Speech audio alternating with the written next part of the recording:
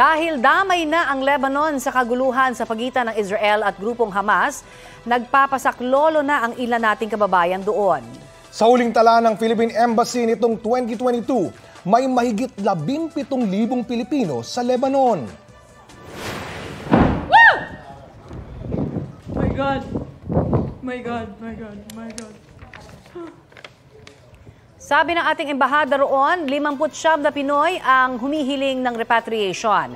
Kasalukuyang naka-alert level 3 na ang Lebanon. Ibig sabihin, pinapayagan ang voluntary repatriation.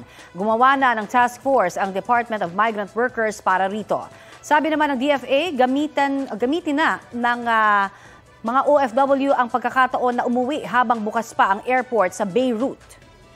Mula nang umusbong ang giyera, may palitan na rin ng atake ang Israel at ang grupong Hezbollah mula sa Lebanon na kaalyado ng Hamas.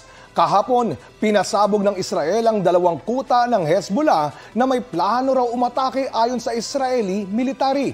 Sabi ng United Nations, nasa 20,000 residente na ang napilitang lumikas dahil sa gulo sa Lebanon. Balita ko, may tututukan kayo tuwing 10:30 a.m. sa GTV. Alamin ang mahahalagang balita at impormasyong dapat niyong malaman sa Balita Ko tuwing Lunes hanggang Biyernes. Mag-subscribe din sa GMA Integrated News sa YouTube.